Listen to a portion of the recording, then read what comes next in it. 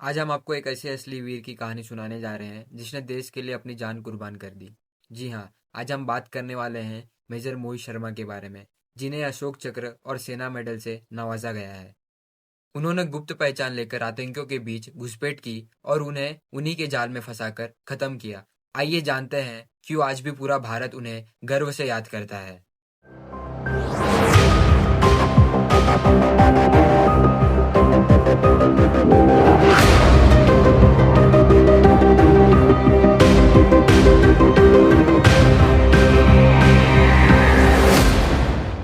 आइए अब हम जानेंगे उनके प्रारंभिक जीवन के बारे में।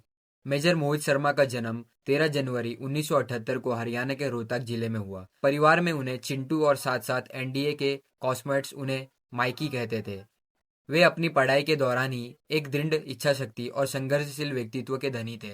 उन्होंने नेशनल डिफेंस एकेडमी और फिर इंडियन मिलिट्री एकेडमी से प्रशिक्षण प्राप्त किया और 11 दिसंबर 1999 को कमीशन प्राप्त कर 5 मद्रास रेजिमेंट में नियुक्ति हुई। 2002 में उन्होंने कॉस्ट कम्बेटिशन मेडल प्राप्त किया ऑपरेशन रक्षाकंद के दौरान उत्कृष्ट सेवा के लिए।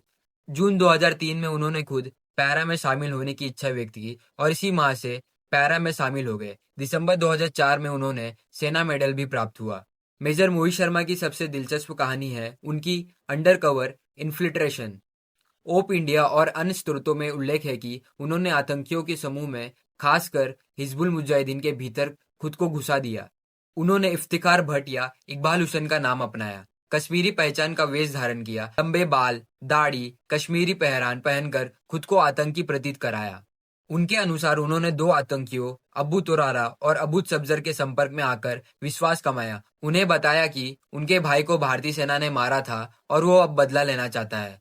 उन्होंने नक्शे और नकली योजनाएं दिखाकर उन्हें प्रभावित किया। जब संदेह में आए तो उन्होंने कहा, अगर आप मुझे भरोसा नहीं करते तो मुझे मार डालो। इस पर दोनों आतंकी बेदम हो गए और मेजर मोहित शर्मा ने एक पल में अपनी पिस्तौल निकालकर उन्हें मार दिया। इस मिशन में उन्होंने आतंकी संगठन में भ्रम फैलाया, खुफिया जानकारी जुटाई और दो आतंकियों की हत्या कर आतंकी नेटवर्क को कमजोर किया।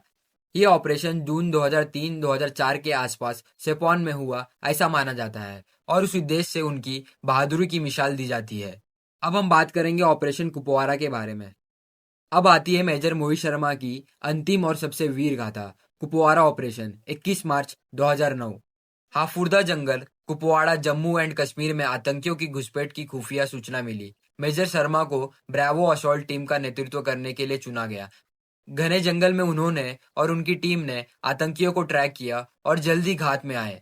जैसे ही शंकाजनक गतिविधि मिली, मेजर शर्मा ने स्काउट्स को सतर्क किया, लेकिन आतंकियों ने 3 दिशाओं से गोलीबार शुरू कर दी। भारी गोलीबार में तुरंत 4 कमांडोज घायल हो गए। किसी भी आत्मसंरक्षण को त्यागते हुए उन्होंने जद्दोजहद में क्रॉल करके दो साथियों को सुरक्षा स्थान तक पहुंचाया।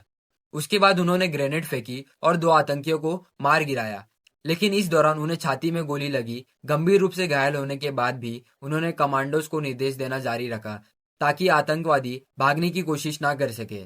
जब उन्होंने महसूस किया कि उनकी टीम खतरे में है तो उन्होंने अंतिम साहस दिखाया, जोखिम उठाकर निकट मुकाबले में चारों आतंकियों में से दो आतंकियों को अपने हाथों से मार गिराया। इस शौर्य गाथा के दौरान मेजर शर्मा ने अपनी जान खो दी। इसके अलावा इस ऑपरेशन में 4 अन्य वीर जवान, हवलदार संजय सिंह, हवलदार अनिल कुमार, पैराट्रूपर सबीर अहमद मलिक और पैराट्रूपर नैटर सिंह भी बलिदान हुए।